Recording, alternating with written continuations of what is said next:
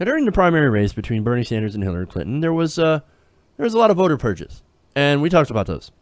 People who were on the voter rolls that got purged, and we talked about this from some of the Democratic side as well as the Republican side. And Republicans are great at voter suppression.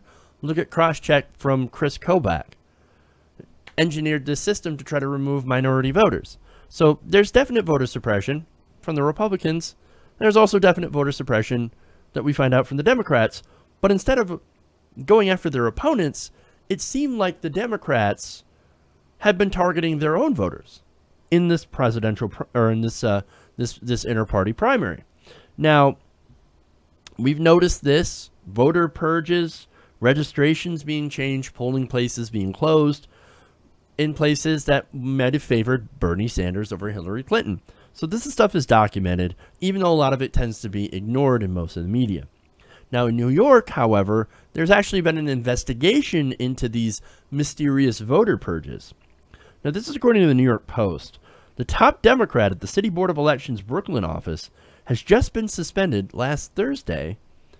The second suspension to happen during a probe into the voter purge of more than 160,000 Democratic voters from the borough's rolls.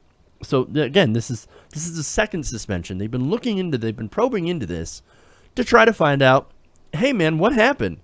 How come all these voters, 126,000 voters, were purged from the rolls, even though that they're, still voters, that they didn't move and that they were alive and that they tried to vote? Well, Brooklyn Deputy Chief Clerk Betty Ann Canizio Akil, this is the person that was the top Democrat, was suspended from her job, according to Brooklyn Board of Elections Office Director Michael Ryan. So, now last month, as I mentioned, this was the second. The first one was Brooklyn Chief Clerk Diane Haslett Rudiano. This was a Republican from her job as well over the April 19th primary. Now, the board has come under criticism for disciplining the Republican and not the Democrat, even though the vast majority of purge voters ended up being Brooklyn Democrats.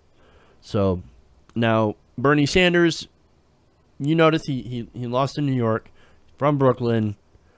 He called the New York City's voter disenfranchisement a national disgrace, which it was. I mean, we saw that. We reported on that. Hundreds of thousands of voters gone, purged from the rolls. Now, I'm not saying they all would have went to Bernie Sanders. Not necessarily. But it's possible a good chunk. And even if they all would have went for Hillary Clinton, well, that doesn't mean that their votes should have been suppressed, that they were dropped from the rolls, or that they should have been dropped from the rolls. No, every voter's vote counts. Even the people that vote against us. Oh my God, every vote matters. Amazing, right?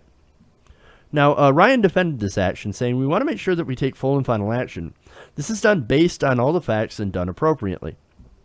Now, of course, there were 121,056 residents who voted by affidavit ballot because their names were not in the voter rolls. These were the people that voted that were purged. So that's a huge, huge number. 121,056 people voted by affidavit out of 126,000 that were purged. It seems like this purge was way, way unnecessary. Amazing. And look, who knows if those votes by affidavit were even counted? And look, Bernie Sanders, he lost in New York by a large margin. And again, I'm not saying that all these votes would have went to him, but maybe a significant portion, maybe all of them would have went to him. We don't know because someone suppressed the vote. Now look, New York, and we've reported on this as well, that they have some really messed up voter registration laws to begin with. For example, having to register a year in advance of an election, and then you have these weird purges, and now you're having investigations into these purges where people are actually getting punished for this. So this is very interesting. And look, I know some of the reasons that the actual reasons where people have a decent reason to purge voters from the rolls. That's people who died or moved. But this voter suppression from both Republicans and now some of the New York Democrats. Oh, man. That is, look, that is, it doesn't fall into these two different categories of move or dead. As you just saw, 121,000 people had to vote via affidavit. They were purged. And we've seen this from Chris Kobach. We've seen the cross-check. We've seen all sorts of different efforts from both Democrats and Republicans to suppress the turnout. Again, the only difference is the Democrats tend to suppress progressives, whereas Republicans just do it to all Democrats. So this is voter suppression 101. And again, I talked about this extensively during the primary. And a lot of people at that time said, oh, that's just conspiracy theories, Jeff. You're being a Bernie bro. And it's just to cover up the fact that he lost. Look, again, I'm not saying that they would have all went for him, right? What I'm saying is that these votes were purged. And this needed to be investigated. And thankfully, it is being investigated. And now people are starting to get punished for this.